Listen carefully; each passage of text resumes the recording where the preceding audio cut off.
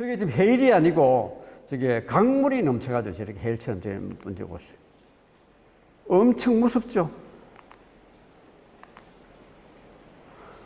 그러니까 이제는 일본은 아베는 핵무기는 없고, 그죠? 앞으로 이거 오면 이제 핵 쓰레기를 막 버리겠다 그랬더만은 핵 쓰레기 버릴 것도 없이 그냥 저절로 막 그냥 다 쉽게 내려가 버려 태풍이. 대한민국은 이거는 4만 3이 먹어라.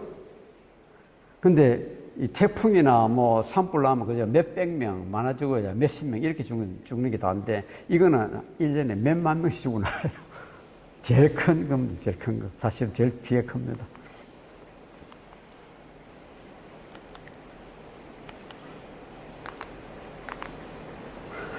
그래서 지금처럼 나가면 앞으로 기온이 아마 4도 이상도 올라갈 수 있다 이렇게 보는데, 그렇게 되면 이제 지금 시베리아에는 그 동토에 엄청나게 많은 메탄가스가 지금 얼어가 있는데 그것이 한번 녹아 분출돼 나오기 시작하면 기후변화는 다시는 잡을 수 없다 이렇게 이제 우리가 보고 있습니다. 그때는 아마 지구상의 95%의 생물이 다 멸종할지 모른다 이런 주장까지 나오고 있습니다.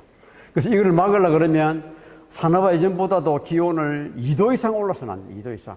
근데 2도는 좀 위험한 게 1.5도를 목표로 잡자 해놓은 게 그게 파리 기후 협정의 내용입니다.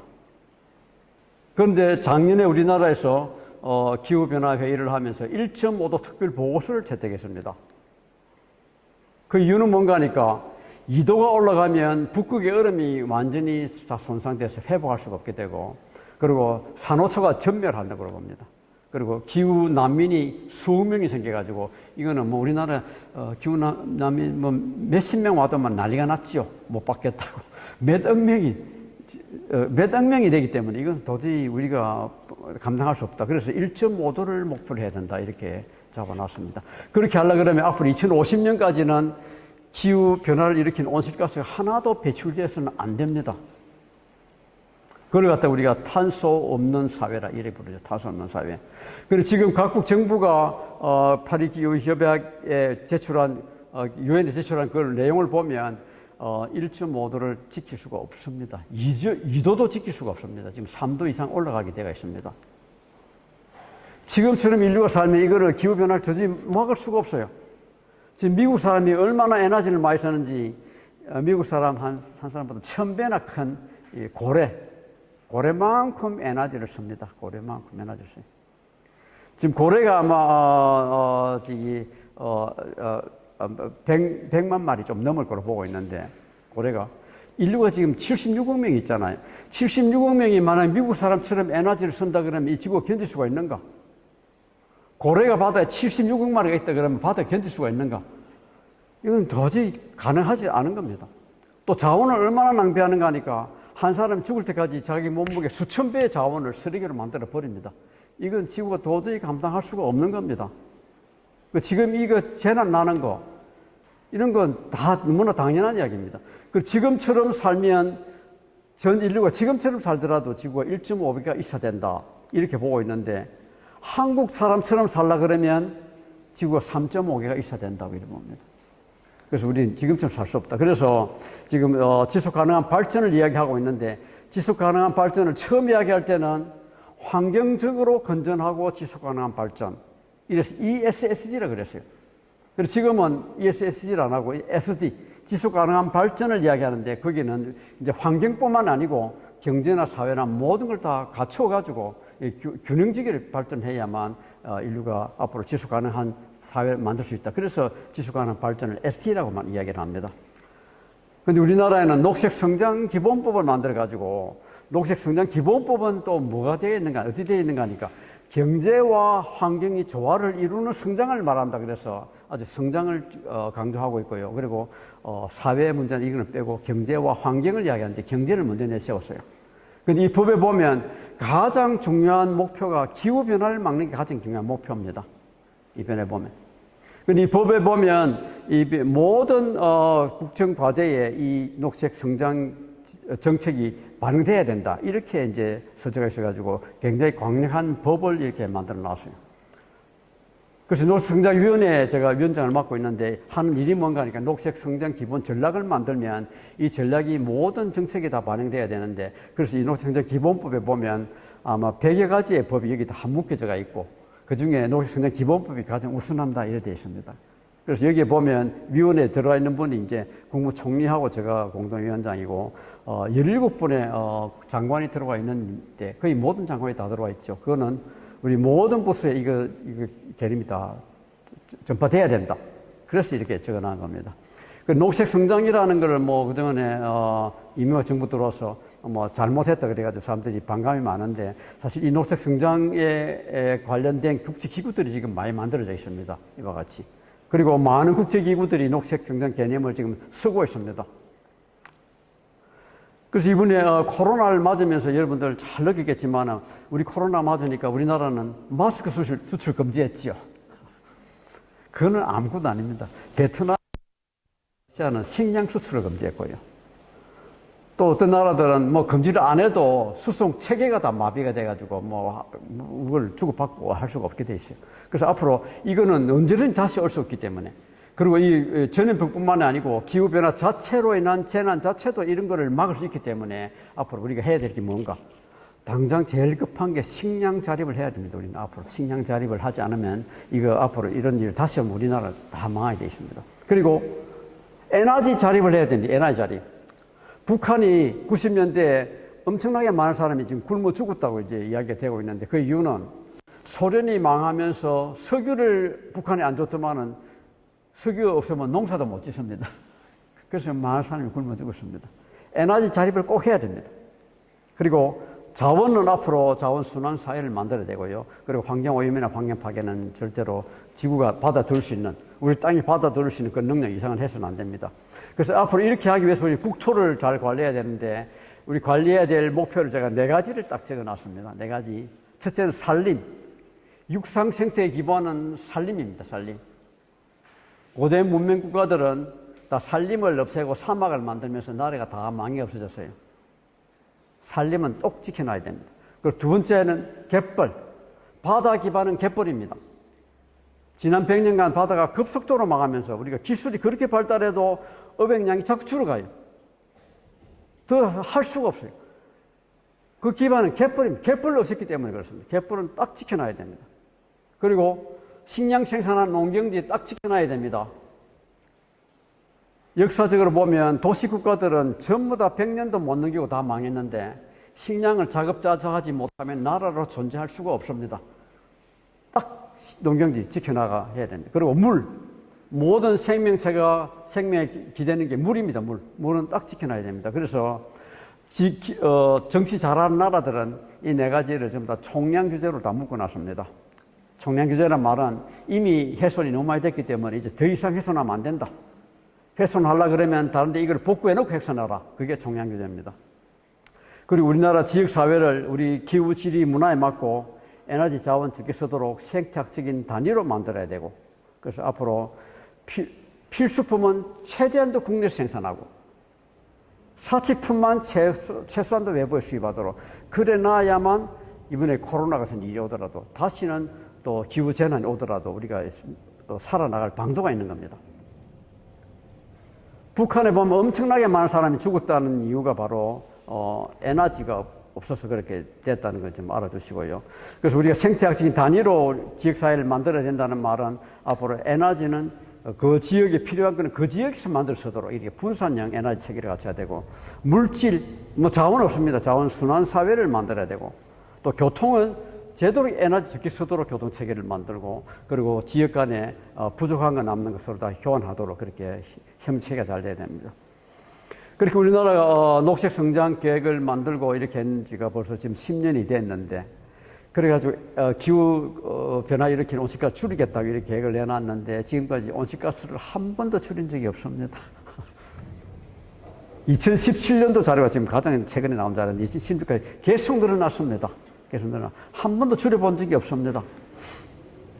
지금 보면 세계를 보면 뭐 거의 모든 나라들이, 큰 나라들은 거의 다 줄여내고 있어요. 심지어는 뭐 중국까지도 지금은 온실가스 감소 추세에 있는데 우리나라가 아직 한 번도 줄여본 적이 없습니다. 이명박 정부가 녹색성장 기본법을 만들면서 2020년까지 온실가스를 30%를 줄이겠다. 전망치 대비 30% 줄이겠다. 그러나 놓고는 줄이기는커녕 막 늘어났습니다. 그래서 박근혜 대통령이 2030년까지 37%를 줄이겠다는 거는 그걸 10년 연기해 난 거예요. 연기. 아무것도 더 늘어났어. 그러나 놓고 이 두 대통령 기간 동안에 어떻게 됐나? 온실가스가 줄었나? 줄기는커녕 확 늘어났습니다. 확 늘어났어. 그래서 이렇게 뭐 거짓말한 대통령이 두 분이 지금 어디가 있나요? 전망치라는 건 우리나라 보면 뭐 경제 전망치를 다 엄청나게 크게 잡아놔가지고 그렇게 아주 뭐 낙관적으로 잡아놨습니다. 그런데 이명박 대통령 때는 전망치보다도 오히려 온실가스가 더 많이 늘어났습니다. 더 많이 늘어. 부분적으로 보면 특히 전기 발전소에서 온실가스가 엄청 많이 늘어났어요. 이 말은 뭔가 다른 데서 온실가스 안 늘었는데 발전소가 많이 늘어났다는 건 발전소가 많이 지어가 발전소가 헛돌아갔다는 그 이야기 아니겠어요? 그렇게 온실가스 한 번도 안 줄이다 보니까 얼마 전에 노르웨이 대학에서 세계 13,000개 도시에 온실가스 배출량을 이렇게 딱 조사가 발표를 했는데 서울이 전 세계 1등을 해버렸습니다. 중국의 광주가 인구가 4,500만이 돼가지고 서울보다 수도권이 2배가 이상이 되고요. 그걸 다 따라냈고, 일본의 동경 요코하마는 인구가 3,500만이 돼가지고 우리 인구가 1.5배가 되는 이걸 2배 이상 앞질러가 우리 서울 1등 했습니다. 1등이라고 발표했습니다. 자랑스럽죠. 그렇지만 서울시는 그거 아니라고 한 3분의 1 정도밖에 안 된다고 이렇게 발표를 했는데, 인구가 뭐 그 절반도 안 되고 또 배출량은 그렇게 많지 않다 그랬지만 사실 뭐 이게 얼마나 먹힐지 모르겠어요. 서울 자체가 배출하는 건 안 많을지 모르겠지만 우리가 배출을 많이 시키고 있잖아요. 전기를 많이 써가지고. 다른 데서 막 배출시키기 했잖아요. 그래서 온실가스를 그렇게 많이 내뿜는 나라가 미세먼지가 없을 리가 있겠습니까? 미세먼지가. 제가 하루는 저기 어디고 영종도 공항에 내리는데 까만 선이 보이죠.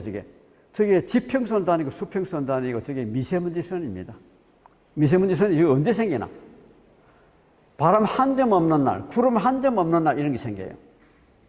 이게 뭐 해 뜨기 전에만 생기는 게 아니고 해 뜨기 직전에도 딱 미세먼지 선이 있죠. 이 시골에 가도 다 있죠. 여기 보십시오. 이게 보령인데, 제가 저 보령에 집이 가깝거든요. 이 미세먼지가 딱 깔려가 있는데, 미세먼지 없는 날은 여기가 보면 딱 도시입니다. 도시. 하늘에 깔려가 있습니다. 딱 바람이 없는 날인데, 해 떠도 딱 선이 딱 있습니다. 낮에도 있어요. 한낮에도. 이게 있는 날 꼭 보면 바람 없는 날, 구름 한 점 없는 날. 바람이 없는데 어떻게 중국에서 어떻게 날라오나요? 여러분 묻고 싶어요. 꼭 바람이 없는 날이 생겨요. 그래서 이 미세먼지 탓이라고 보는데 지금 암 사망률이 우리나라가 엄청 많이 늘었습니다. 80년대 전까지는 10만 명당 5명이 죽었는데 폐암으로 5명이 죽었는데 지금 이게 35명이 죽어요. 7배가 늘었습니다. 그래서 이제 폐암을 뭐 담배 때문이라고 이제 말도 못 하게 됐어요. 담배 때문이라고. 그리고 담배 피우시는 분 좀 안심하고 피워도 되겠지요. 그리고 폐암뿐만 아니고 폐렴 사망률이 또 10만 명당 30명이 넘어가지고 폐렴도 이거는 미세먼지와 밀접한 관계가 있습니다. 이 두 개 합치면 사망원이 1입니다.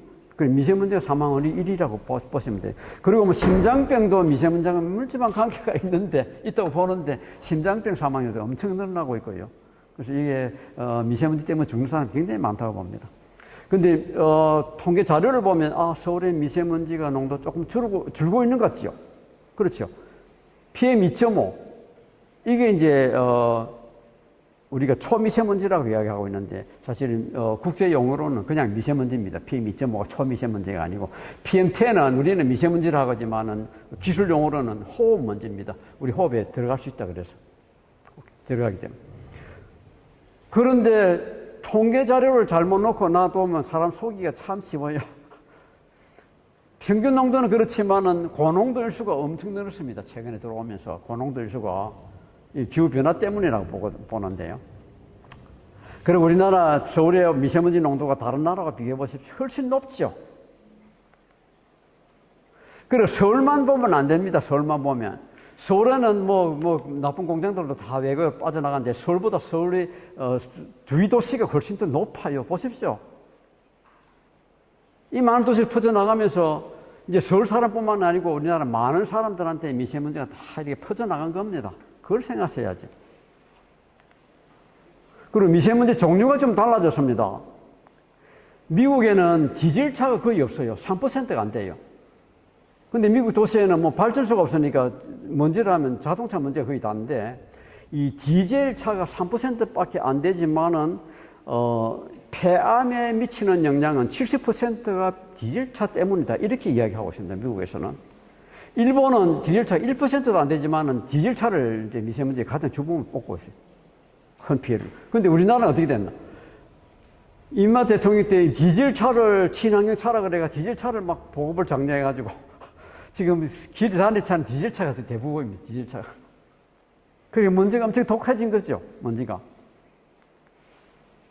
중국에는 여러분 심천에는 가면 뭐 택시, 버스, 오토바이들 전부 전기차로 다 바꿔버렸습니다. 중국에서 우리나라 미세먼지 날아오는 거 틀림없습니다. 보십시오. 날아오는 거 보이죠? 근데 자세히 보면 중국에서 날아오는 거는 있는데 우리나라 서해안에 쫙 기가 있는 건 저거는 중국에서 왔다고 하기 어렵지 않나요? 한번 보십시오. 왜 우리나라 서해안에 확 뭉쳐가 있어요? 중국에서 날아오면 또 옅어져야 되는데. 바람 불어오는 거 보면 중국에서 늘 날아옵니다. 그런데 중국에서 날아오는 거는 멀리서 날아오는 높은 하늘로 날아오고 높은 하늘에 있는 먼지는 중국 거라고 보시면 됩니다. 그런데 땅에 깔려 있는 거, 바람 안 불 때 있는 먼지, 그거 우리 거라고 봐야 되겠죠. 그래서 2차 생성 문제가 특히 중요한데, 그거는 뭔가 하니까, 나올 때는 기체로 나왔는데, 과학 반응을 일으키가 미세먼지가 돼요. 그게 뭔가 하니까, 아황산가스나 질소산화물. 이것들이 수증기를 만나면 아황산이 되고 질산이 됩니다. 이 먼지들은 먼지가 되면 인체에 수십 배 더 유독합니다. 수십 배 더. 그러니까 가스는 우리 숨 쉬다가 나갈 수가 있습니다. 그런데 액체가 되면 그냥 딱 잘 들어붙어요. 그래서 수십 배가 더 유독합니다. 근데 이게 언제 조사한 건지는 모르겠지만 환경부에서 조사를 했는데 2차 생성 먼지를 보니까 거의 이게 거의 총 미세먼지의 거의 4분의 3이 그냥 75%가 그냥 2차 생성 미세먼지로 되어 있고요. 이 2차 생성 먼지의 대부분이 황산과 질산이었습니다. 황산과 질산. 중국 미세먼지의 특징이 뭔가 하면 암모니아가 엄청 많아요. 암모니아가 왜 많나? 10억이 넘는 사람이 누한 똥오줌을 그냥 비료한테 밭에 뿌리면 얼마나 암모니아가 많이 나오겠어요. 그 암모니아가 많고 또 하나는 흙먼지가 엄청 많아요. 흙먼지가. 근데 우리나라 미세먼지 여기 보면 암모니아도 안 나와 있고 흙먼지도 안 나와 있고 이건 우리 거라고 보는 게 맞습니다. 여기에 보면 구름이 막 생기고 있죠. 구름이 왜 생겨나? 밑에 보면 발전소에서 올라간 연기가 구름이 됐어요. 그래서 발전소 물어보면 저거는 그냥 수증기다 그러는데 이 수증기가 보통 수증기가 아닙니다. 아황산가스 질산화물 올라가면 이 수증기가 될 때는 보면 이제 미세먼지가 되겠죠. 질산, 황산이 되는 겁니다. 그래서 이게 제가 땅에 가라앉을 때 한번 맡아봤는데 정말로 동네 사람들 그때 무섭다 그럽니다. 무서울 정도로 땅에 내려갔습니다. 근데 여기서 이제 충청도에서 남도에서 나보낸 미세먼지가 전국에 다 이렇게 퍼져나갑니다. 전국에 다. 발전소 거의 절반이 석탄발전소 절반이 충청남도 다 있잖아요. 그래서 이 석탄발전소 충청남도에 있는 걸 일시 딱 가동 중지했더만은 가동 중지한 때 주민들이 난 오늘 병세가 참 좋아졌다 한 사람이 거의 절반 이상이 다 좋아졌다 그래요.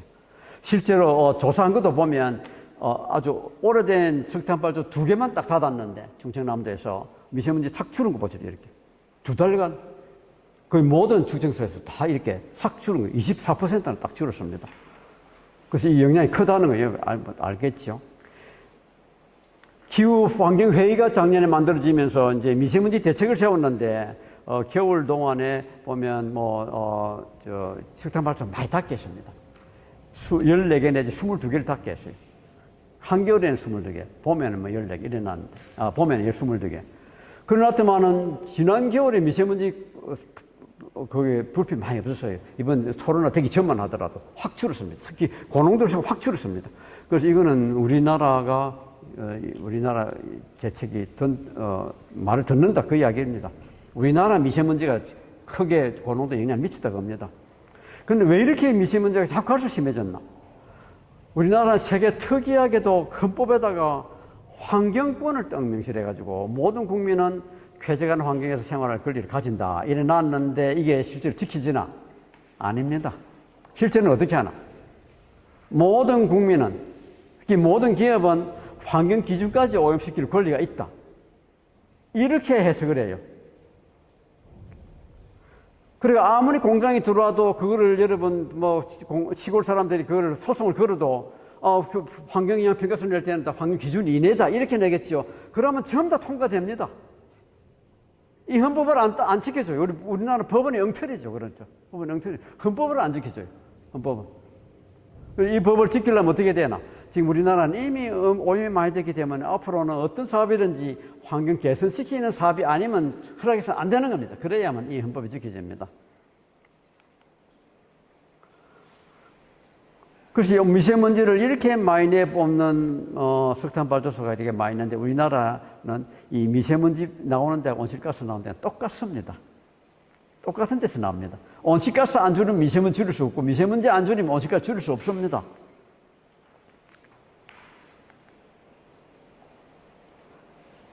그래서 온실가스를 아까 전에 전 세계 서울 1등 했다 그랬나, 전 세계. 13개 도시 중에서. 13개 도시라고 그러면 전 세계 도시를 다 통틀어 본 거죠. 근데 1인당 온실가스 배출량을 여기 보면 우리나라가 지금 5등 항구로 돼가 있는데, 5등 항구로. 사우디아라비아, 미국, 카나다, 호주 이어서, 그 다음에, 5위가 돼 있는데, 우리나라 1인당 온실가스 배출량이 프랑스, 이탈리아의 2배입니다. 프랑스, 이탈리아의 2배. 우리나라가 세계 최대 발전 대국입니다. 발전소. 석탄 발전소, 원자력 발전소 세계 최대 밀집 지역입니다. 우리나라가. 그동안 계획을 보면 이거 이명박 정부 때까지 계획인데 앞으로 1인당 전기 사용량을 미국을 앞지르도록 계획을 해놨습니다. 미국을 앞지르도록. 그래서 발전소 막 지었죠. 지금 1인당 전력 사용량이 우리가 이탈리아나 영국이 2배가 되고요. OECD 평균의 1.5배입니다. 앞으로 이거를 미국을 따라나겠다고 지금 계획을 해놨는데 GDP당 전력 사용량을 보면 우리가 OECD 평균이 2배입니다. OECD 평균 2배. 엄청 전개 많습니다. 지금 OECD 대부분 나라들이 전력 사용량이 줄어들고 있는데 지금 우리나라는 계속 늘고 있거든요. 그러면 지금 석탄 발전소를 7개를 짓고 있고 원자력 발전소 5개를 짓고 있습니다. 아직도. 그런데 작년에 문재인 대통령께서 기후행동 세계정상회의가 가지고 석탄 발전소 6개를 지금 폐쇄합니다. 이렇게 하고서 이제 칭찬을 들으려고 그랬는데 사실 굉장히 이 말이 저는 가슴이 아파, 이 말에. 왜냐? 6개 폐쇄하는 거는 2600메가와트인데 7개 짓는 건 7000메가와트입니다. 이거를 짓고 있는 걸 왜 우리가 말을 못하는? 이미 지난 정부에 다 해결을 해주고 지금 짓고 있던 거예요. 그래서 이거를 어떤 식으로 여러분 해야 될지 이거는 정치적으로 풀지 않으면 안 되고 이건 또 시민단체가 많이 나서줘야 됩니다. 이건 절대로 이건 성공할 수가 없는 겁니다. 그래서 앞으로 이게 미세먼지 대책에 겨울 동안에는 14개를 닫고 또 봄철에는 22개를 닫겠다 그랬는데 그러면 왜 7개를 더 지어야 되는가? 이렇게 닫을 수 있으면. 왜 더 지어야 됩니까? 지금 삼척에다가 이 포스코가 이거 지으면서 막 난항을 겪고 있죠. 난항을. 반대도 있고 막 그냥 지으려니까 딴 것도 나오고. 우리가 지금 전기를 계속 더 많이 쓰려고 그러는데 사실 한국 사람같이 전기를 많이 쓰는 국민이 별로 없을 겁니다. 우리가 조명이 너무 밝아. 이 방의 조명도 사실 너무 밝아요. 너무 밝게 해놨어요. 하나님 밤에 좀 컴컴하게 살려고 그래가지고 달하고 별만 만드셨는데 거기다 불만을 붓고 전기불 확 켜놔놓으니까 전기불이 너무 밝으면 우리 몸이 밤인 줄 몰라가지고 밤에 멜라토닌이 나와야 되는데 멜라토닌이 제대로 안 나오는 거예요. 밤 되면 멜라토닌이 나오면서 하는 일이 뭔가 하니까 이제 피를 만들어요, 몸이. 골수를 만들어요. 그리고 면역체를 만들어요. 각종 호르몬 만들고 그래요. 근데 이거를 너무 전기불 밝으면 그거를 못 만드는 거예요. 그거를 못 만들어요. 그래서 밤에는 여러분 자야 됩니다. 밤에는 주무셔야 됩니다.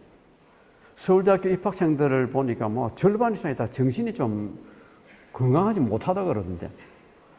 밤에 잠을 안 자고 공부를 하니까 정신이 건강할 수가 있겠습니까? 밤에 잠을 자야죠. 그리고 한국 사람이 세계에서 눈이 제일 나빠요. 여기 뭐 안경 낀 사람 수두룩하잖아요. 여기 몇 분 안 됐네, 보면. 다른 나라 사람 안경 이렇게 끼지를 않아요. 밤에 막 나쁜데 공부하면 눈 나빠진다고 해서 환하게 해주는데 불이 너무 밝으면 눈이 시지를 못해요. 눈이 나빠져요. 그래서 북한에 가보면 안경 낀 사람이 거의 없습니다. 뭐 캄캄하게 살았다면 얼마나 눈이 밝은지 몰라요. 독일 여자들 전기불이 환하게 나는 성을 냅니다. 전기불이 너무 밝으면 자기 미모가 빛이 안 난다고 해가지고. 그래서 야간 조명이 밝은 데 사는 사람일수록 전립선암 유방암이 많이 걸리더라. 이렇게 총계적으로 나와가 있는데 그 이유도 보면 밝으면 멜라토닌이 제대로 분비가 안 되가 그렇다고 이렇게 보고 있습니다. 근데 유럽 나라들은 지금 석탄 발전소 전부 다 폐쇄를 당합니다. 가장 늦어도 2030 몇 년도까지는 다 폐쇄하겠다 그래야 되는데 지금 우리나라는 지금 짓고 올 수가 되겠습니까 이게? 지금 어떻게 하려고? 독일은 2050년까지는 에너지를 지금의 절반으로 줄입니다. 지금 절반으로. 지금도 1인당 에너지 사용 우리보다 적습니다만 절반을 줄이고 온실가스 배출량을 원래는 80 내지 95% 줄이겠다 그랬다가 1.5도 보고서 나오고 난 뒤에는 100% 줄이는 걸 해놨습니다. 하나도 배출 안 하겠다. 그리고 이 영국도 마찬가지. 2050년까지는 온실가스를 전부 다 줄이겠다. 그런 데가 있고, 여기 에너지 사용량을 많이 줄이는 곳대가 있습니다. 근데 영국하고 독일이 온실가스를 가장 많이 줄였는데, G7국가 중에서. 그 온실가스 많이 줄이니까 경제가 아마 파탄 났나? 경제가 제일 많이 컸습니다. 저는 그게 하늘의 뜻이라고 보는데, 정직하고 올바르게 살면 다 살 길이 나옵니다. 얍삽하게 막 속이고 말이지, 거짓말하고. 이렇게 살아가지고 그거는 되는 게 아닙니다, 나라가. 덴마크는 지난 40년간 에너지 사용이 하나도 안 줄었는데, 하나도 안 늘어났는데, 말이 거꾸로했네. 하나도 안 늘어났는데, 이게 나라가 에너지를 안 써가지고 원시사회로 돌아갔나? 70년 대만 하더라도 덴마크가 유럽에서 가장 못 살아가지고 먹고 살기 힘든 나라였습니다. 근데 지금은 제일 잘 사는 나라입니다, 덴마크가. 이 나라도 앞으로 에너지 사용 절반을 줄인다. 그리고 모든 에너지는 재생에너지로 다 간다. 2050년까지. 온실가스는 하나도 배출한다. 이렇게 다 계획해 놨습니다. 다 제일 잘 사는 나라들이 됐습니다. 덴마크가 옛날에는 발전소 큰 거 몇 개 만들어가 쓰다가 지금은 어떻게 하나? 자기 동네가 필요한 발전소 자기가 만들어 놨습니다. 이렇게 하면서 덴마크가 옛날에는 70년대까지만 해도 에너지 98.5%를 수입했는데 지금은 에너지 자급자족합니다. 남아 수출합니다, 에너지를. 식량 자급자족 못 했으면 수입했습니다. 근데 식량 자급률 30%에서 지금 식량 자급자족 남습니다. 지금 제일 잘 사는 나라 됐죠. 지금 EU가 전체가 다 2050년까지는 온실가스를 하나도 배출 안 하기로 지금 비전을 내놨고요. 그리고 여기에 동참한 나라가 세계 65개국이 됩니다. 1.5도 보고서 그거를 보고 거기다가 맞춰 나가는 겁니다. 근데 대한민국이 지금 너무 부끄러운 게 많아요. 보면 OECD 국가 중에서 재생에너지 비중이 지금 꼴찌를 했고요. 전기 중에 재생에너지 비중도 지금 끝에서 두 번째 이렇게 떡 나와가 있습니다. 우리나라도 모든 에너지를 재생에너지로 앞으로 다 감당할 수 있다는 이런 보고서도 나와가 있습니다. 이런 데 보면. 그래서 앞으로 2030년까지는 37%를 반드시 줄여야 됩니다. 반드시. 이걸 안 줄이면 어떻게 되나? 안 줄이면 그냥 넘어갈 것 같지만 이거는 안 줄이면 이걸 돈을 주고 배출구를 사와야 됩니다. 그 돈이 얼마나 해마다 자그마치 10조가 넘어갈 거로 보고 아마 20조가 넘을지도 모른다. 이런 이야기까지 나옵니다. 그 돈 해마다 20조 되는 돈을 외국에 주고 사는 것보다는 그 돈 우리나라 쓰다가 온실가스 줄여야죠. 그게 우리가 할 일 아니겠어요? 그게 우리가 할 일. 에너지 줄일 수 있는 방법이 많지요. 클린턴 대통령이 백악관을 리모델링 하고 난 뒤에 에너지 사용이 딱 절반으로 줄었습니다. 독일은 법을 만들어가 단위 면적당 건물에 단위 면적 에너지 사용량을 우리나라 신축 아파트의 절반 이하가 되도록 그렇게 딱 법을 만들어 놨습니다. 그리고 각 가정의 에너지를 가장 많이 쓰는 거는, 에어컨도 아니고, 냉장고도 아니고, 보온밥통. 밥통 하루 종일 덮이고 있는 그 에너지 많이 쓰면, 밥은 먹을 때 잠깐 데펴가 먹어야지. 그렇게 이 말 했더만, 이 말 들은 어떤 목사님이 집에 가서 밥통에 막 전기줄 확 뺐더만, 그래가 사모님한테 야단 맞았다 그러더라고. 야단 맞아가 사지요. 밥통 주인한테 물어보고 빼야지. 그 혼자 마음대로 빼가지고. 컴퓨터나 TV는 코드를 뽑아야 됩니다. 안 그러면 대기 전력이 자꾸 들어가요. 그래서 그 뽑은 대신에 말탭을 따라가서도 스위치 꺼야 됩니다. 이 제 집인데, 청남동에 제 집인데, 요 집을 갖다가 요렇게 딱 리모델링 했더만은 어떻게 됐나? 한 달에 난방비가 겨울에 45만 원 내지 50만 원 들던 게 12만 원으로 딱 줄었습니다. 12만 원. 그때는 내복 입고 살았어요. 집이 추워가지고. 지금은 내복을 못 입습니다. 내복. 이게 다 에너지 아닙니까? 에너지. 자전거 타면 에너지 하나도 안 들지요. 일본 동경대학에는 캠퍼스에 자동차는 못 들어갑니다. 자전거만 들어가고요. 서울대학은 이렇습니다. 덴마크 국회 주차장, 대한민국 국회 주차장. 이 좋은 차 타고 와서 뭐 하는가 들어가 봤더만은 전부 다 이렇게 주무십니다. 전부 다 이렇게 자고 있어요. 햇빛 받아가 물 덮이면 되죠. 터키나 이스라엘 가보면 거의 집집마다 거의 다 물 덮입니다. 근데 우리나라는 이 태양열로 물 덮이는 회사가 이게 거의 다 망해가지고 우리 집은 저거 달아놨다가 AS도 못하고 철거했습니다. 심야 전기를 넘으면 값싸게 주니까 뭐 전기로 물을 다 덮여가지고 전기로 물 덮이면 엄청 에너지 많이 쓰는 겁니다, 여러분. 에너지를 태워가지고 물을 끓여가 전기 만들지요. 그 전기를 또 이거 또 물 덮이면 에너지가 엄청 손해가 많이 난 거예요. 그런데 심야 전기값이 너무 싸가지고 왜 심야 전기가 싸나? 밤에 전기가 남아가지고 밤에 왜 전기가 남나? 원자력 발전소를 많이 돌려놨더만 이거는 밤에 끌 수가 없습니다. 밤낮이라고.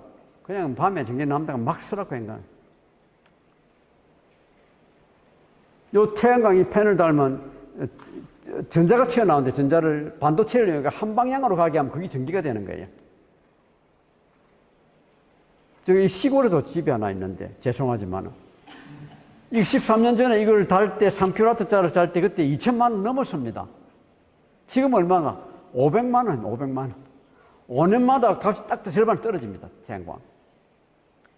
우리나라가 왜 비싸나? 자꾸 서면 값이 떨어져요. 많이 서면. 베란다 달았다가 이사 갈 때 때가도 되죠. 이 프라이부르크는 원자력 발전소 오는 걸 반대했다가 자기들 좀 고민했습니다. 우리가 발전소를 반대했는데 우리가 염치가 있지. 우리가 그럼 에너지 어떻게 쓸까? 자기 에너지는 자기가 다 만들었습니다. 자기 에너지는 자기가 만들었어요. 우리나라도 지금 노원구에 이제 제로 에너지 하우스 만들어 놨는데, 이 물론 에너지는 이제 뭐 거의 다 저기서 다 부담하죠. 그리고 송풍을 잘해가지고, 우리나라 여러분 미세먼지 많다 그러지만 실내 미세먼지가 훨씬 더 나쁩니다. 밖보다는. 미세먼지 밖에서 뭐 창문 꽉 닫죠. 공기 분자 확산이 워낙에 빨라가 잠깐 동안 다 들어옵니다. 다 들어가 있습니다, 방 안에. 그뿐만 아니고 방 안에는 보면 여러 가지 이제 뺑기 칠했죠. 가전제품 들어가 있죠. 가구 들어가 있죠. 거기서 나는 휘발성 오염물질이 엄청 많아요. 훨씬 나쁩니다, 방 안이. 근데 여기에 이 제로하우스는 방안 공기가 훨씬 좋아요. 미세먼지가 훨씬 없어져요. 여러분들, 공기, 깨끗한 공기 마시려면 이런 집을 만들어야 됩니다. 그리고 이 빌딩들 다 자기 에너지 자기가 만들어 쓰고요. 이 비행기, 배 마찬가지. 물값의 절반은 에너지 가격입니다. 에너지 가격. 일본 사람들 매일 목욕하고도 우리보다 물 적게 쓰고 에너지 적게 쓰는데 목욕통을 한번 보세요. 목욕통.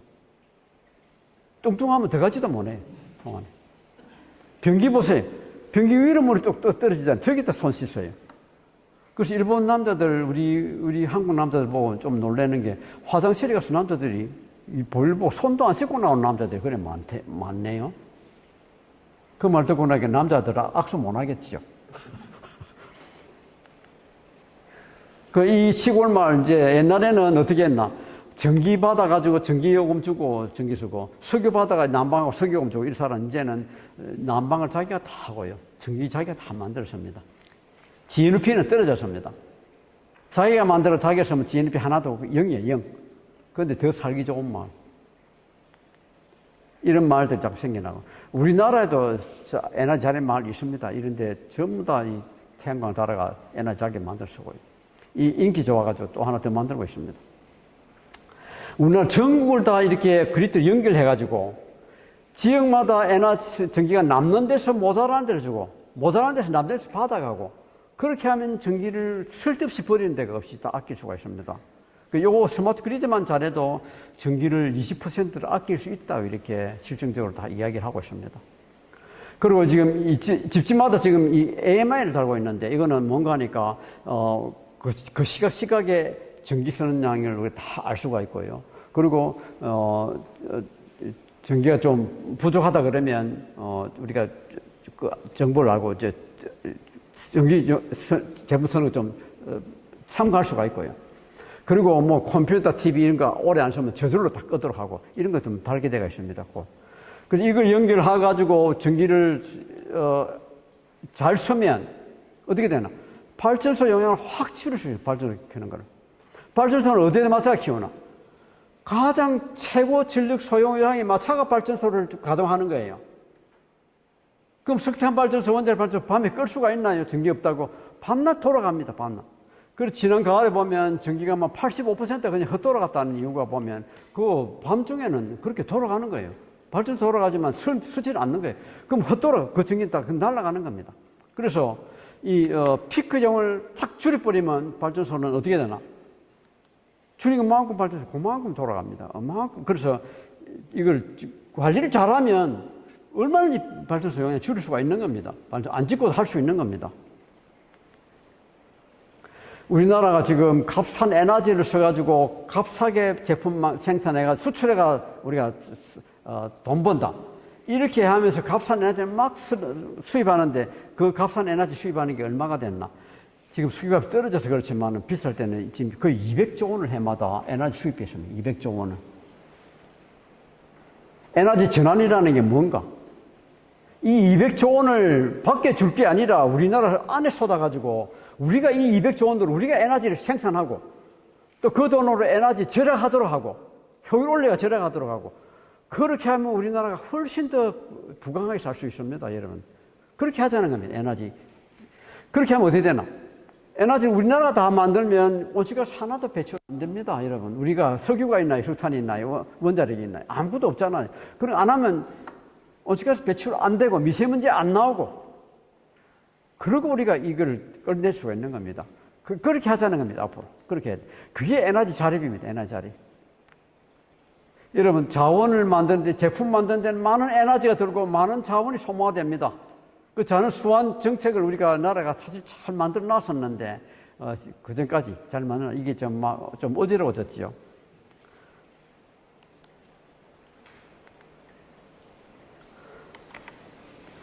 그래서 우리가 자원을 아끼기 위해서 이게 쓰레기 배출을 좀 잘 하자 이랬는데, 우리나라가 종량제 실시하고 지금 음식 쓰레기 분리수거 하지 않습니까? 분리 배출하지 않습니까? 이거 사실 다른 나라 들으면 다 깜짝 놀랍니다. 와, 어떻게 그렇게 잘할 수가 있나? 근데 이걸 잘한다고 칭찬하면서 아무 나라도 이거 시행을 못 하는 게 국민이 들어주질 않습니다. 국민 의식이 안 돼가. 우리나라 국민 같은 국민이 없습니다, 여러분. 근데 이 두 가지 종량제하고 음식 쓰레기 분리하자는 거는 사실은 그동안 제가 겸손하게 살라고 아무 말도 안 하고 있었는데, 사실 제가 제안한 겁니다.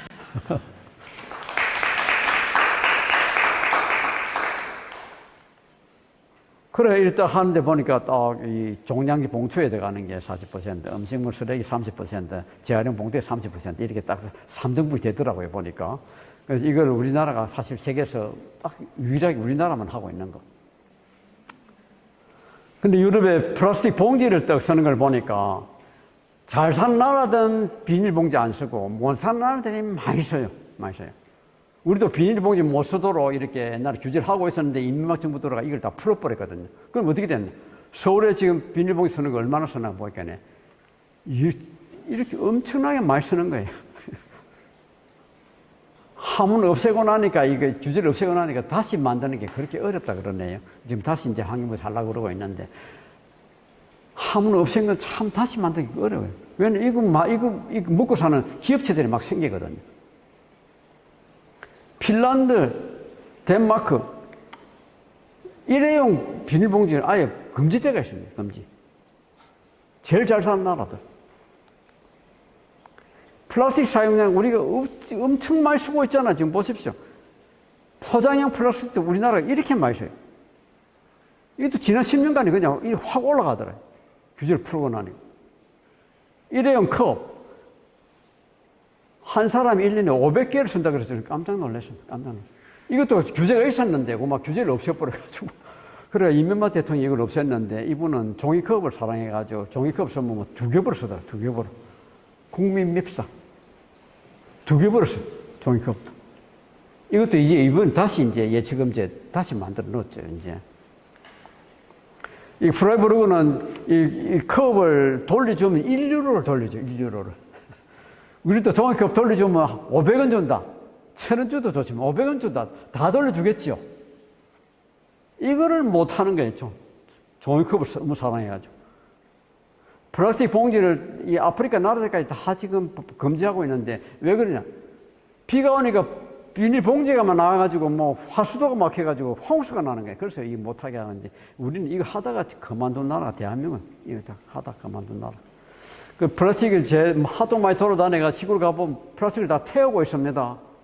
여러분, 시골에 가보면 뭐 전부 다 허리 꼬부러진 할머니들이 쓰레기 봉지 나가가지고 그까지 가지고 갈 수가 없어요. 그러니까 다 태우고 있는 거예요. 다 태우고 있는 거예요. 플라스틱에는 뭐가 들어가나? 석유가 죽으려고 단단하게 하려고 염소가 들어갑니다. 말랑말랑하게 하려고 프탈레이트가 들어가요. 질기게 하려고 BPA가 들어갑니다. 영수증 종이 째지지만 안 되죠. 아주 얇은 종이. 그게 BPA가 들어가요.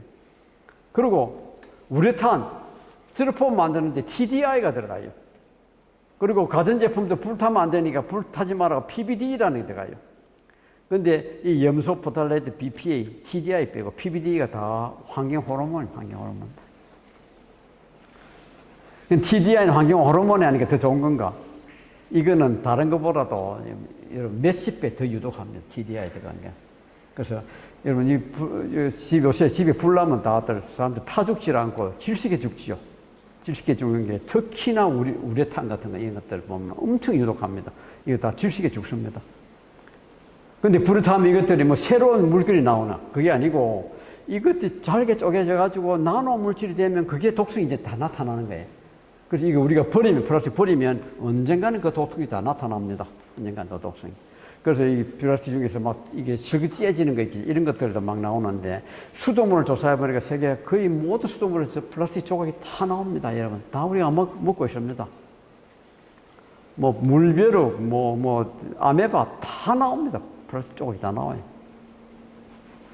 그리고 유럽인들이 얼마나 플라스틱 조각을 먹는가 봤더만은 한 사람 1년에 1만 개 플라스틱 조각을 먹는데 특히 벨기에 사람들은 10만 개를 먹더라 이렇게 나옵니다. 벨기에 사람들이 홍합을 좋아하다 보니까 홍합이 막 바닷물에 걸레가 먹거든요. 걸레가 있는 거, 떠 있는 거 다 끄다 보니까 그렇게 많았더랍니다. 그 홍합을 안 먹을까 싶어 걱정이 되는데 홍합이 오염이 심한 데는 홍합도 오염이 심하고요. 깨끗한 데는 홍합도 깨끗하고 그래서 바다가 얼마나 오염된가 그걸 조사해 보려면 홍합 조사해 보면 안다 그래. 홍합. 그걸 마스를 워치라 그래. 마스를 워치. 홍합이 영어로 마스이거든요. 그래서 우리나라가 얼마나 플라스틱이 많이 돌아다니는지 초등학생들 소변을 조사해 봤더만은 그 프탈레이트 아까 환경 호르몬 플라스틱이 말랑말랑하게 만들된다. 그게 미국 애들보다도 우리나라 초등학생 애들이 그저 엄청 많이 나와요.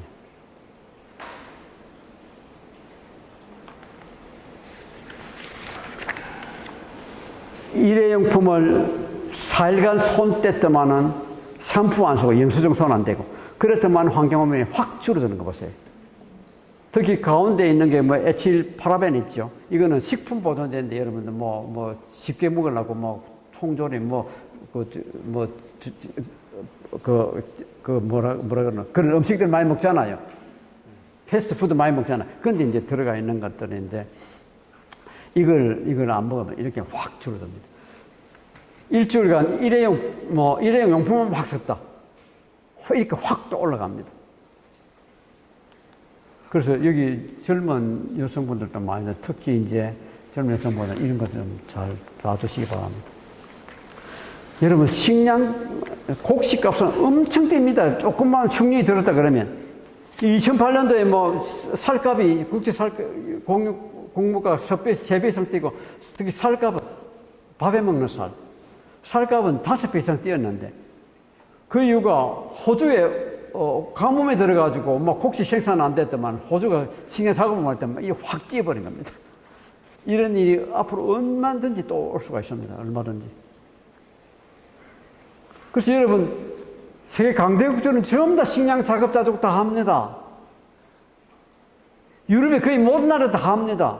식량 생산하는 거 다 여러분 다 적재난다는 거 다 알지요. 그렇지만 다 작업 자족 합니다. 다 정부가 다 도와줍니다. 근데 우리나라 식량 작업률이 25%도 안 되지요. 우리는, 북한은 식량 작업률 70 내지 80%였는데 소련이 석유 안 주면서 다 만찬을 굶어 죽었습니다. 우리는 북한 절대로 웃을 일이 아닙니다, 여러분. 우리가 얼마든지 그보다 더한 우리가 고난을 당할 수가 있습니다. 그래서 우리 식량 작업은 반드시 일어나야 되는데, 우리가 그동안에 70년대 이후로 농지가 면적이 60%를 줄었는데 식량 작업률은 20%대로 떨어졌습니다. 그 이유는 지금 있는 농지에서마저도 농사를 제대로 못 짓고 있는 거예요, 농사 제대로. 이거 앞으로 반드시 이걸 올려놔야 됩니다. 이번에 코로나를 당하면서 우리가 다시 나라를 바로 세우려고 그러면 반드시 식량 작업률을 반드시 올려야 됩니다. 식량 작업률을. 축산이 지금 식량 작업에 큰 해가 됩니다. 이 축산하면서 축산이 온실가스 18%를 배출하고 있고요. 메탄가스 30%, 암모니아 64% 축산이 다 나옵니다.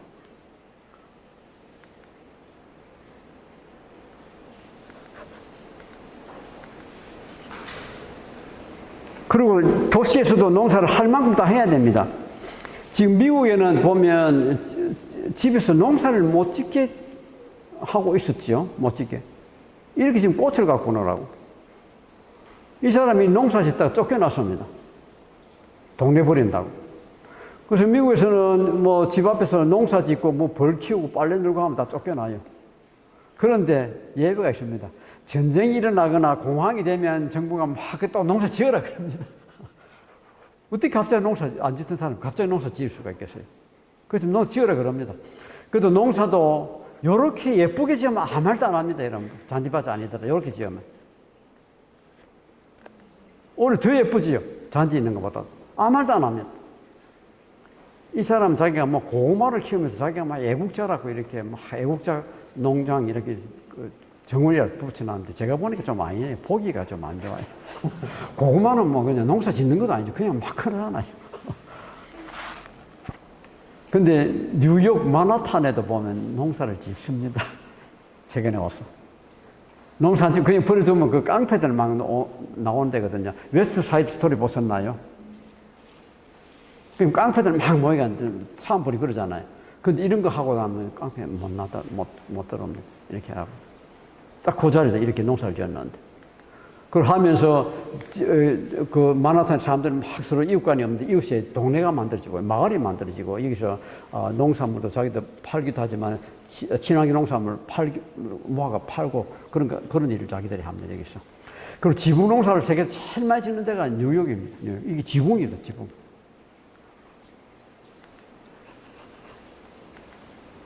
저도 이 지붕에 농사를 좀 지어 봤는데, 농사 잘 됩니다. 조금만 해도 우리가 다 먹지도 못해요. 다 돈 나눠줘야 돼요. 벌레 달라든다. 벌레 없습니다, 여러분. 벌레 다 이겨냅니다. 흙만 좋으면. 먹고 흙을 좋게. 음식 쓰레기가 대별했더만 이게 다 잘 자라. 다 이겨냅니다, 흙 좋으면. 이건 보령에 있는 제 집인데 마당에 꽃이 엄청 예쁘지요. 이런 집. 이 상추 채소 다 키우고 이랍니다.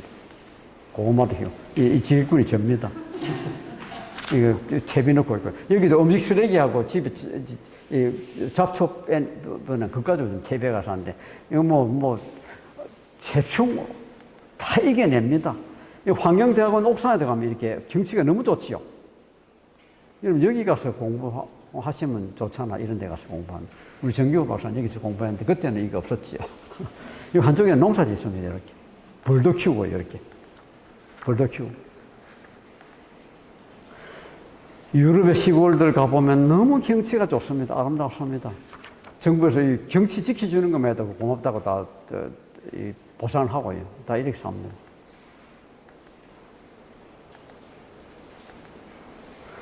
대한민국 너무 경치가 좋습니다. 골짜기 있고 산 있고 바다가 있고 너무 경치가 좋아요. 그럼 동네만 내려가면 동네 제일 앞에는 쓰레기장이에요. 쓰레기를 못 놔요. 그럼 들어가 보면 막 마당은 전부 다 콘크리트. 풀이 너무 미워가 전부 다 콘크리트 다 발라놨어요. 콘크리트. 집집마다 콘크리트. 그리고 막 이렇게 살아요. 이렇게. 우리가 절대로 돈이 없고 못 살아서 그런 거 아닙니다. 우리 1인당 소득이 GDP당 소득이 이탈리아, 스페인 다 없습니다. 그런데 우리는 이렇게 살아, 대한민국. 이렇게 살아야만 됩니까, 우리가? 농촌이. 우리도 깨끗하게 좀 살죠. 아름답게. 그리고 지금 고기를 너무 많이 먹습니다. 지구 사람들이. 고기를 얼마나 먹는지, 고기 먹는 가축들이 지금 지구에 다 지배하고 있는데, 닭이 160억 마리, 쥐가 40억 마리, 양이 11억 마리, 소가 10억 마리, 전부 다 억 단위가 다 있어요. 근데 야생동물, 누 150만 마리, 얼룩말 80마리, 들소 500마리, 원숭이류 100만 마리, 이 가축은 억 단위가 있고, 다른 야생동물은 만 단위밖에, 만분의 1밖에 없어요. 이게 제대로 된 생태계인가요, 이게? 하나님이 세상 이렇게 하라고 만든 하나님, 하늘 세상인가요? 너무 지금 이게 균이 맞지 않는 겁니다. 가축을 너무 하다 보니까 전 육지가 얼마나 아까워요, 땅이. 근데 전 육지 30%는 다 가축이 사는 땅입니다. 가축이 산다. 우리가 농사를 열심히 지어봤자 그 농산물 3분의 1은 가축 사료입니다. 너무 고기를 많이 먹어요. 너무 고기를. 이 축산하느라고 얼마나 땅이 많이 소모되고 온실가스 많이 나와요. 고기 먹는 짐승들을 보니까 이빨이 이래요. 송곳니만 있어요. 송곳니밖에 없어요. 풀 먹는 짐승들을 보니까 송곳니 하나도 없어요. 이렇게. 사람은 송곳니가 몇 개인가? 하나, 둘, 셋, 네 개. 근데 이거 송곳니 맞나요, 저거? 송곳니도 좀 사구려, 엉터리 송곳니죠. 그래서, 여러분, 하나님이 우리를 보고는 고기를 8분의 1 정도만 먹으라고. 그래가지고 송곳니 4개만 주신 것 같아요. 4개만. 지금 이번에 코로나 온 것도 보면 가축을 키우느라고 많은 생태계를 침범을 했거든요. 거기서 이제 나오는 겁니다. 숨어있던 코로나 바이러스들이 나오는 겁니다. 지금 그 바이러스들이 지금 줄 서서 기다리고 있습니다. 이 나오도록. 그래서 우리가 그 육식을 좀 적게 해야 이걸 땅을 침범을 안 하고 살릴 수가 있는 겁니다. 그리고 우리 물건 아껴 쓰고 적게 쓰고 에너지 적게 쓰는 생활하고 그리고 고기 적게 먹는 생활을 해야 됩니다. 세상 보면 참 동물들 아름다운 동물들이 너무 많아요. 이것들을 보면 뭘 먹고 이렇게 아름답게 샀나? 먹는 거 보면 정말 보잘것없는 거 다 먹고 이렇게 사거든요. 아무것도 먹이 걷지도 않은 거를 먹고 다 이렇게 다 이쁘게 살아요.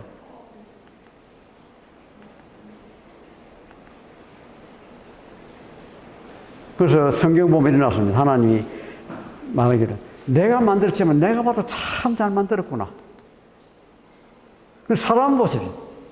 사람은 그렇게 좋은 음식 먹고도 어떻게 이렇게 더럽게 살아요? 선진국인가 없이 이렇게 살아요, 사람은. 그 하나님이 사람 보고 내가 이게 잘 만들었지만 네 마음대로 살 것이 아니고 이 땅은 잘 일구고 돌보라 그랬어요. 일구고 돌보라. 일구는 거는 뭔가 거기서 네가 나는 걸 먹어라. 땅에서 나는 걸 먹는 대신에 그걸 잘 지켜줘라. 그런 뜻으로 이렇게 일구고 돌보라 이렇게 말했습니다. 오늘 고맙습니다. 장이 들어주셔가지고. 강의 들으시면서 좀 추가적으로 더 여쭙고 싶은 부분이 있으면 좀 질문을 해주시면 좋겠습니다. 교수님 지속 가능한 발전을 SD라고 말씀해 주셨는데 경제와 환경과 사회가 적절하게 조화를 이루면서 돌아가야 된다. 그런 말씀하셨는데 저희가 첫째는 저희가 자본주의 속에 살고 있지 않습니까? 많이 소비해야만 많이 생산되어서 일단은 경제가 우선이다. 경제가 가장 최우선이기 때문에 경제가 발전해야지 국민들이 쓰고 나라가 잘 쓴다. 그래서 6.25 이후에 우리가 잘 사는 이유가 경제 때문이다. 그래서 소비를 많이 해라. 정부에서도 그렇게 많이 주장하고 있고요. 두 번째는 늘어나는 인구 문제입니다. 자식을 많이 낳으면 애국한다고 지금도 얘기하고 있습니다. 최대한 자식을 많이 낳아라. 그런 얘기를 하고 있고, 세 번째는 식량 작업입니다. 저도 이제 예전에 농사를 지었지만 지금은 농기계에 대부분 의존하고 있습니다. 대량 생산하고 있다는 거죠. 단작화가 되고 있고 농약과 비료를 쓰고 있습니다. 아까 교수님도 말씀하신 식량 작업률이 25%로 떨어져 있다고 말씀하셨잖아요.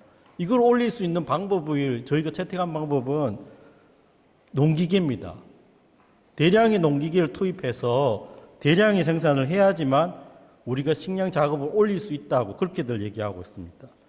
네 번째는 석탄 발전이나 원자력 발전소를 없애면 전기 요금이 오른다. 이렇게 언론사나 정치가들이 얘기하고 있습니다. 다섯 번째는 에너지를 재생산하면 경제가 폭망한다. 그러니까 계속 소비를 해야지만 생산이 이루어지고 수출 없이는 우리가 살아갈 수 없는 나라에 있다고 이렇게 얘기합니다. 결국은 제가 보기에는 많은 사람들이 전기 값이 싸다. 특히 물값이 싸다고 특히 우리나라에 그런 얘기들을 많이 해서 계속 발전소를 돌리고 전기를 계속 써야 된다고만 그렇게 얘기합니다. 그래서 제가 볼 때는 이게 누가 대응해야 되느냐, 정부가 해야 되는지 아니면 환경단체가 해야 되는지, 그리고 한살림이 어떻게 대응하면 좋겠는지 그렇게 교수님의 의견을 듣고 싶고, 마지막으로 제가 어떤 일을 해야지만 진짜 이게 실생활에서 이것들을 바꾸어낼 수 있는지 고견을 조금 듣고 싶습니다. 그 앞쪽에 5가지를 핵심만 다시 한번 좀 확인 좀 시켜주시죠. 네. 일단은 제가 뭐 두서없이 생각이 나서 5가지 얘기했는데, 첫째는 이제 자본주의입니다. 저희가 생각하기로 계속 소비를 해야지만 생산이 이루어지지 않습니까? 그래야지 경제가 발전한다. 우리 6.25 이후에 우리나라가 이렇게 잘 살게 된 원인은 경제 우선주의다.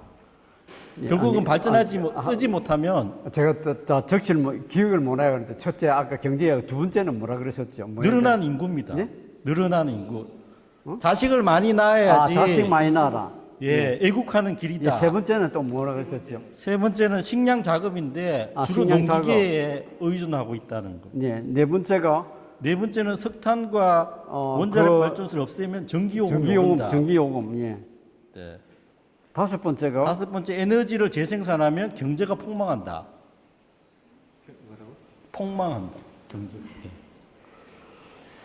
네. 예. 질문 한꺼번에 너무 많이 주셔가지고 질문이 많아가 제가 잊어버렸는데, 경제를 발전시키려고 그러면 뭐 소비를 많이 해야 된다 그런 말을 하신 것 같던데, 사실은 지금 경제 성장을 해도 사실은 우리 보통 사람들에게는 아무 소득이 안 돌아옵니다. 지금 제가 미국에 70년대 초에 제가 공부하러 갔는데, 그때보다 미국이 지금 경제 성장을 엄청 많이 했습니다. 근데 그때 제가 받은 월급이 얼마인가 학교에서 $450를 받았는데, $450를 받고 나니까 집세가 $50, 음식 사 먹는데 $50. 그러고 나면 이제 나머지 돈이 많이 남거든요. 그럼 그 돈 가지고 이제 차도 사고, 이제 우리 집 사람 뭐 혼수도 다 해가 오고, 또 부자들 돈 막 쓰더라고. 돈도 빌려주기도 하고, 그렇게 살았어요. 근데 지금 어떻게 됐나? 지금은 전혀 학생들이 가면 받으면 전혀 그런 여유가 전혀 없습니다. 차도 사고 뭐 그때보다 훨씬 못해졌습니다. 지금이 경제 성장 엄청 많이 했지만 그래서 지금 경제 성장하는 거는 거의 1%만 다 가져가지 아무 상관이 없습니다. 사실 여러분들 잘 살게 못 살게 하는 거는 그걸 어떻게 많은 사람들이 분배를 할 수 있는가 이게 문제지 성장 자체가 아무 소용이 없습니다. 그거는 제가 지금 저는 실제적으로 느끼고 한 말이고 그거 아니고도 지금 PKT 한 사람들이 이런 사람들이 그걸 다 자료를 다 보이고 그걸 보시기 바랍니다. 아무리 성장해도 특히나 1인자 소득 2만 달러 이상 넘어가면 성장하는 건 아무 여러분들이 소득이 돌아가는 게 없습니다. 지금도 코로나 나면서 여러분 경제가 나빠졌다 그러지만은 1% 사람들은 그래도 또 더 많이 받아갑니다. 많은 사람들만 손해하지. 이건 절대로 그 경제 살린다는 게 뭐 성장하고 시키고 뭐 소비를 많이 시키고 이거 아무 상관이 없다는 걸 여러분 저는 이야기하고 싶어요.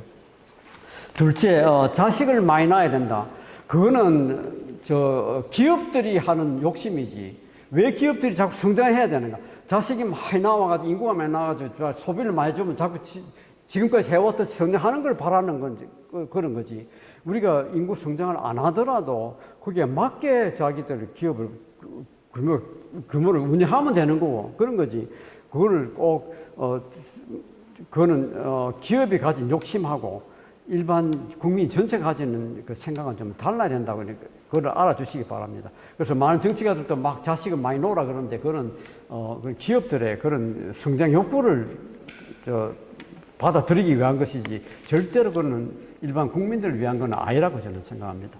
실제 식량 작업 문제, 우리가 식량 작업을 할 수 있겠나 하는 것은 나는 굉장히 의심이 많이 듭니다. 우리 굉장히 어렵습니다. 그러나 단지 우리가 제가 말할 수 있는 것은 우리가 육식만 안 하더라도 고기만 안 키우더라도 이제 고기 그런다고 뭐 다 안 키우라는 말은 아니겠지만 고기만 안 키우더라도 우리가 식량 수입하는 그 대부분이 지금 사료이기 때문에 그것만 하더라도 식량 자금이 많이 올라갑니다. 그 학자들 이야기 들어보니까 육식만 안 해도 지금 식량 자금 70% 올릴 수 있다 이렇게 이야기하더라고요. 그래서 거기에 뿐만 아니고 또 다른 여러 가지 방법이 많이 있을 겁니다. 우리가 쓸데없는 건 많이 줄이고 저는 왜 담배를 왜 국산 담배를 펴야 되는지 저는 이해할 수가 없어요. 식량도 지금 못 먹는 나라가 뭐 담배를 지금 피운다고 되나요? 그건 식량 작업에 써야 되고 술도 마찬가지. 술도 외제 술을 마셔야지 뭐 국산 술을 마신다고 그게 뭐 좋아지나요? 식량도 작업 자체가 못한 나라가 뭐 술을 국산 술을 마신다고 외제 술을 해가지고 값을 올려가지고 아끼도록 하고 이렇게 하고 또 그러고 저는 지금 농촌에 사람들이 채소는 그거는 재배하려면 일손이 엄청 많이 듭니다. 그리고 재배해가지고 많이 버립니다. 그거는 농촌에서는 식량 곡식 위주로 하도록 하고 그 채소 같은 이런 것들은 좀 도시에도 많이 할 수 있도록 이런 여러 가지 방법을 하면 식량 자금이 많이 올 수 있지 않나 생각이 들고요.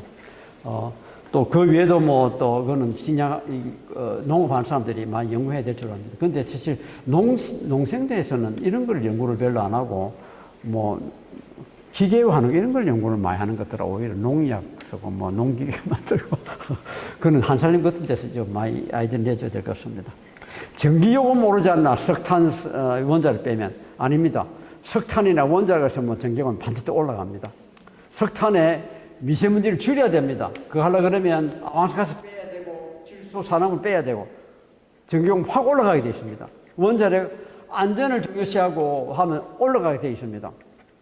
제가 녹색성장위원장 하는 한동안에 야당 대표라면 이제 찾아와서 요구한 게 있습니다. 에너지 기본계획에 원자력 발전소 2개 더 짓는 걸 올려달라고 그랬. 제가 안 된다 그랬습니다. 그 사람이 원자력 발전소 올려야 되는 이유가 뭔가 안 되는데 이야기하기를 온실가스 줄이기 위해서 해야 된다. 전기요금 사게 하기 위해서 올려야 된다. 제가 다 틀렸다 그랬습니다. 온실가스 원자력 발전소 짓는데 10년이 걸리는데 하나 짓는데 아마 6조 원 들 겁니다. 10년간 드는데 그동안에 온실가스 줄어드는 거 있나? 하나도 없습니다. 미세먼지 줄어드는 거 있나? 하나도 없습니다. 그 짓는 동안에. 그리고 그뿐만 아니고 우리는 원자력 발전소를 해체하는데 지금 6천억 원을 지금 돈을 남기고 있습니다. 6천억 원을 예치하고 있습니다. 적립하고 있습니다. 근데 6천억 원이 충분하나? 일본은 지금 3조 원을 적립하고 있고요. 미국은 4.5조 원, 독일은 6조 원, 영국은 거의 10조 원을 합니다. 이 짓는 것보다 지금 해체하는데 더 돈이 더 많이 드는 거예요. 10조 원 하면. 그래가 지금 6천억 원을 지금 적립한다 그러는데 그거 앞으로 더 하면 돈 반드시 들어가게 돼 있습니다. 그래, 더 안전하게 해야 되니 이건 더 올라갑니다. 그래서 오히려 지금 태양광이나 풍력은 계속 스물스물 값이 떨어집니다. 이거 얼마지 않아서 이게 더 사기 된다고 보고 있기 때문에 그래서 유럽은 아주 낙관적으로 지금 이걸 보고 있는 겁니다. 그래서 그 전기요금 사게 하려고 그러면 재생에너지를 해야 된다. 이걸 제가 말씀드리는 거예요. 그리고 이제 만드는 것뿐만 아니고 에너지 절약하는 게 엄청 지금 값싸게 하는 겁니다. 에너지 절약하는 게. 효율 올리가. 그건 돈 더 적게 쓰고 더 많이 에너지를 절약하는 거예요. 그래서 에너지는 절반을 줄이겠다 그러고 이제 유럽 모든 나라들이, 거의 대부분 나라들이 절반으로 줄인다 그러면 이 절반의 에너지를 만드는 거로 생각해 줘야 됩니다. 그래서 우리가 에너지 절약하는데 지금, 일자리도 가장 많이 만들고 있고요. 그리고 가장 효율이 좋고 그런 걸 우리가 지금 너무 안 하고 있는 겁니다. 우리나라가. 그래서 우리가 한전만큼 에너지 절약하는 데 힘쓰는 회사가 뭐니까 에너지 공단입니다. 에너지 공단. 전에는 에너지 관리 공단이라고 했대. 에너지 공단이 지금 아주 작은 기관인데 에너지 공단이 한전만큼 큰 힘을 발휘할 수 있는, 일을 할 수 있는 그런 걸 만들면 되는 겁니다. 그리고 마지막에는 제가 무슨 질문 하셨나요? 에너지 생산하는 게? 네, 에너지를 재생산하면 경제가 폭망한다, 망한다.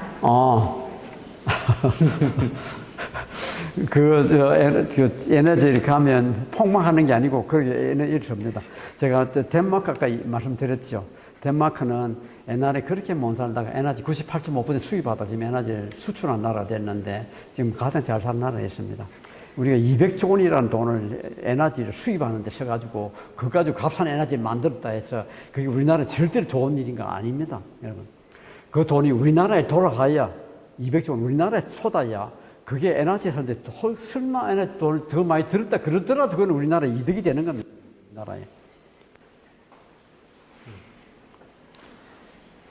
네. 좀 강의 들으시면서 질문 한 가지씩 주시면은 좋을 것 같고요. 온라인으로 질문을 주신 부분이 있는데 아마 앞서 질문한 내용하고 좀 비슷한 것 같습니다. 다른 나라에선 탈성장에 대한 논의가 꽤 진행되고 있는데 우리나라는 여전히 경제 성장만을 이야기합니다. 경제 성장을 일정 수준 포기하는 의식혁명이 필요한 시기가 아닐까 생각합니다. 교수님의 의견을 듣고 싶습니다. 이렇게. 예. 제가 아까 미국의 경우를 말씀드렸는데 지금 경제 성장은 지금 해봤자 그 성장은 1%만 다 찾아가고 우리한테는 이득이 없다는 것을 제가 말씀드리고 싶고요. 그래서 우리가 녹색성장위원회를 만들어가지고 녹색성장 계획을 세웠는데 이번에 계획을 세우면서는 성장이라는 말을 안 쓰고 녹색사회 전환이라고 이렇게 이름을 붙였다는 걸 제가 말씀드리고 뭐 성장이라는 게 좋은 의미로 성장도 있습니다. 우리가 좋은 방향으로 발전하면 그걸 성장이라고 하는데 우리가 경제 성장을 이야기할 때는 반드시 뭐 돈을 큰 규모로 크는 걸 이야기하기 때문에 꼭 그거는 아니더라도 얼마든지 우리나라가 더 살기 좋은 바로 방향으로 갈 수 있기 때문에 그거는 우리가 좀 개념을 잘 정립해야 된다. 경제 성장 GDP가 몇 % 성장해야 된다. 여기에다가 우리가 목매달 필요가 없다는 걸 제가 말씀드리겠습니다. 저도. 또 다른 좀 질문을 좀 받았으면 좋겠는데요. 아마 그 말씀 속에는 우리가 기후위기에 잘 대응하고 에너지를 전환하는 그 노력이 어떻게 뭐 가난하거나 이렇게 가는 게 아니라 더 다른 형태로 더 건강하게 또 풍요롭게 살아가는 길이를 좀 다른 선진국 사례를 통해서 말씀 주시지 않았나 싶습니다. 혹시 여기 현장에 계신 분 중에서도 조금 더 자세히 여쭙고 싶은 부분 있으면 질문해 주시면 좋겠습니다. 네. 정부와 국회의 기후위기에 관한 해결을 요청하는 게 제가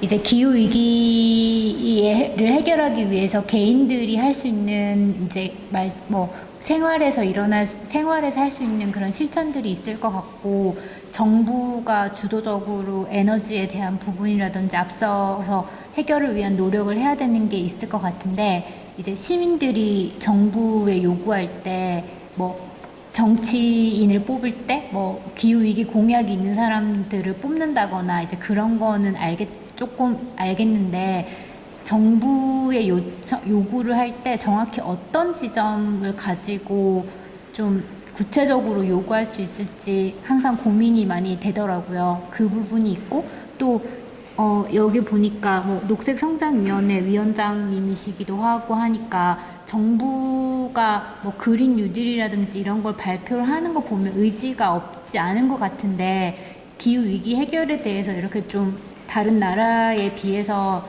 좀 치고 나가지 못하는 원인이 뭐라고 생각하시는지 질문 2가지 드립니다.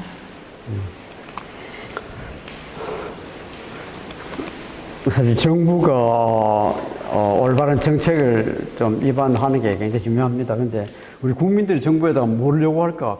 그건 제가 좀 잘 모르겠는데, 국민들이 요구할 수 있을지 모르겠는데요. 이번에 코로나를 당하면서 이런 일이 앞으로도 얼마든지 올 수 있기 때문에, 그렇게 여기에 잘 대비할 수 있는 그런 정책을 만들어야 된다고 이렇게 보고, 그걸 요구해야 된다고 보고. 그게 이제 그린 뉴딜이라고 지금 이야기하고 있는데, 그거를 우리가 좀 잘 세워야 됩니다. 옛날에 100년 전에 뉴딜이 나올 때는, 그때는 이제 실업자가 많고 경제가 안 돌아가서 그것만 이야기하면 됐는데, 지금 그린 뉴딜은 그때하고는 지금 차원이 좀 달라야 됩니다. 이거는 앞으로 2050년, 2100년을 대비해 가지고, 또 기후 위기를 대비해 가지고 우리가 어떻게 국가를 만들어 나가야 되게, 이거를 지금 잘 준비해야 되거든요. 그래서 제가 아까 공익 중에도 이야기했지만은, 저는 이걸 우리가 두 가지를 반드시 우리나라 앞에 세워야 된다고. 첫째는, 이런 일이 다시는 벌어지면 우리는 다시 우리나라가 좀 많이 망할 수가 있기 때문에 그런데, 첫째는 식량 자립할 수 있도록 앞으로 나라를 만들어 나가야 된다. 둘째는 에너지 자립할 수 있도록 만들어야 된다. 나머지도 따라오지만 그 2가지가 나는 가장 중요하다고 생각하고요. 그거를 우리 국민들이 이번 이런 사태가 나면서 요구를 해야 될 거고요. 그래서 나는 우리 국민들이 그걸 또 잘 따라할 거로 믿습니다. 나는 이번에 코로나를 보면서 나는 우리나라가 참 이 앞날을 좀 밝게 나는 볼 수 있다고 보는데, 첫째는 코로나를 우리가 대처하는 걸 보고 세계 모든 나라가 우리나라를 칭찬하지만은, 우리나라를 아무 나라 따라하는 나라가 없습니다. 왜 따라하는 나라가 없나니까 따라할 수가 없습니다. 모든 나라들이. 왜 못 따라하나? 첫째는 국민 인식이 못 따라오는 겁니다. 마스크 쓰라 그런다고 총 들고 나타나는 그런 국민들을 데리고 어떻게 일을 하겠어요? 사재기하고 난리가 나잖아요. 어떻게 하겠어요? 우리 국민이 그런 게 없는 겁니다. 그래서 우리 국민이 첫째는 준비가 되어 있습니다. 둘째는, 다른 나라들이 아무나 하고 싶어도 할 수 없는 게 기술 인프라가 안 되어 있습니다. 다른 나라에. 우리나라에 보면 통신, 정보 시스템이 이렇게 딱 깔려가 있거든요. 이게 되지를 않습니다. 일본 여러분, 이 통신이 안 되니까 팩스로 글 써가지고 내보내고 보태고, 아직도 쟤는 지금 당하려면 아직도 깜깜 멀었습니다. 이거 못합니다, 여러분. 미국 엉터리입니다, 여러분, 엉터리. 제가 옛날에 살 때는 정말 미국 잘한다 생각했어요. 그런데 2000년도에 가서 가보니까 너무 엉망이 안 돼요. 유럽 이거 못하는 게 할 수가 없는 겁니다, 여러분. 그게 우리나라가 지금 되어 있거든요. 세 번째는 컨트롤 타워를 만들려고 그러면 거기 일할 수 있는 인력이 있어야 되는데, 우리나라 공무원들이 사실 여러분 세계에서 가장 능력이고 헌신적인 공무원이 우리나라밖에 없습니다. 이런 공무원이 없습니다, 여러분. 세계 어디 가도. 미국에 가서 1년 지나도 못하던 일들 우리 공무원들 10분이면 해냅니다. 그렇게 다 되어 있습니다. 그리고 이게 이런 일이 벌어진 게 여러분, 나는 김영삼, 김대중 노무현 대통령 여러분 굉장히 고마워야 되는데, 그 세 대통령이 다 이루어진 겁니다, 여러분. 여러분 모르는 사이에 다 이루어진 겁니다. 그전에 절대 이렇지 않았어요. 우리 공무원들 옛날에 얼마나 고만하고 일 못했습니까? 그런 것들을 김대중 대통령이 월급을 싹 올려주면 공무원 부정 없애야 된다고. 그게 한 게 지금 세계에서 가장 유능한 공무원을 만들어냈습니다, 이게. 제가 지금 녹색성대위원회 들어가 봐서도 이해 보니까, 계획을 딱 내놓으면 정말로 계획을 참 잘 만들어. 거기 맞춰가지고.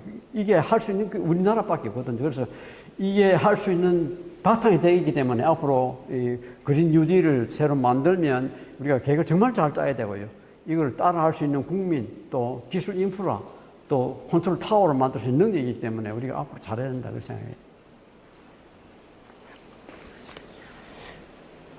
네, 우리 국민들의 정말 정부에 올바로 요구를 해야 됩니다. 이거 하고 난 뒤에 또 옛날같이 또 그대로 돌아가려고 하면 이건 절대로 그대로 남아있을 수밖에 없어요. 이거를 생각할 수 있는 국민들이 보면 나는 우리 대한민국만큼 지금 훌륭한 국민 뜻을 전할 수 있는 나라가 다른 나라 있을 것을 않습니다. 지금 보면. 네, 아마 좀 거의 뭐 마지막 질문일 것 같습니다. 식량 자급 한순간도 지체할 수 있는 시간이 없다고 생각합니다. 어떤 방법이 효과적일까요? 아까 선생님이 말씀 속에 많이 그 내용들이 있었다고 생각되고요.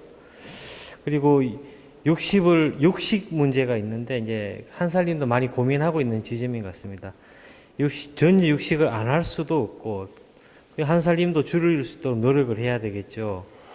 경축 순환으로 생산된 소고기, 국산 사료 먹인 소고기, 수입 유기 사료 먹인 소고기, 하여간 이런 여러 가지 또 논지해모 사료 먹인 닭고기 이런 등등이 있는데 현재 한살림은 기후 위기 시대에도 불구하고 이러한 고기들에 대해서 공급이 부족해서 이걸 좀 늘리려고 하는데 이거 어떻게 생각하시나? 이건 아마 교수님한테 뭐 답을 구하기보다는 저희들이 고민을 해야 될 지점인 것 같고요. 그래서 좀 마지막으로 선생님께 이제 사실은 기후 위기라고 하는 게 우리 생활 모든 것과 다 연결되어 있는데 또 어떻게 보면은 예견된 재난이라고도 할 수 있는데 정말 이거를 우리가 그냥 시간을 갖고 그냥 서서히 해결하는 게 아니라 정말 긴장감을 갖고 노력을 해야 되지 않을까. 그런 측면에서 오늘 이 강좌에 참여하신 또 온라인에 참여하신 그 한살림 그 분들에게 좀 특히 좀 강조해 주시고 싶은 말씀이 계시면 마무리로 좀 말씀을 부탁드리겠습니다. 그럼 오늘 저를 이렇게 불러주셔서 대단히 고맙고요. 저는 한살림을 해본 지 꽤 오래되는데, 그래서 한살림이 특히 이제 우리나라의 식량 문제 해결하는데 사실 굉장히 많은 아이디어를 가지고 있고 또 좋은 생각을 가지고 있다고 합니다. 특히 이제 식량 문제 해결하려고 그러면 뭐 농촌만 일해서는 안 되고 농촌과 도시가 서로 다 연결돼 가지고 그러니까 그런 공동체를 만들어야 되고요. 그리고 이게 그래 생각 있는 젊은 사람들이 이게 가서 일을 해야 되는데 그 할 만큼 또 농업이라는 게 좀 고급 농업이 직업이 되고 또 그래야 돼요. 그리고 이거를 또 상업적으로 사람들한테 어필해야 되니까 그걸 이제 한살림이 그동안 좀 잘 해온 것 같아요. 그래서 앞으로 계속 좀 저는 한살림이 계속 일 잘해 주시고 이 일이 이번에 코로나 당하면서 오히려 한살림이 또 더 잘 된다 그래서 굉장히 반가운 이야기인데 이게 앞으로 계속 이번에 코로나 당하면서 우리나라 좀 달라져야 되는데 이게 한살림의 보탬이 되고 또 우리나라 식량 자립하고 또 에너지 자립하는데도 이게 좀 힘써 주시길 제가 부탁드리겠습니다. 고맙습니다. 박수 좀. 한살림이 이 기후 위기라고는 엄청난 시대적 과제를 맞아서 어떻게 해 나가야 될까 고민하고 있는 시점에 교수님의 강의가 큰 양식이 되었던 것 같습니다. 너무 감사드립니다. 오늘 첫 강좌고요. 두 번째 강좌는 우리 하루 쉼표의 날이기도 한 6월 26일 금요일 날 이 같은 시간대 6시에 이 자리에서 기후위기와 그린 뉴딜 어떤 내용을 담아야 하는가라는 주제로 이유진 박사님을 모시고 강좌를 하도록 하겠습니다. 그때도 많이 함께 해주시고 또 많이 질문도 남겨주시면 감사하겠습니다. 그동안 경채인 씨는 수고하셨습니다. 고맙습니다.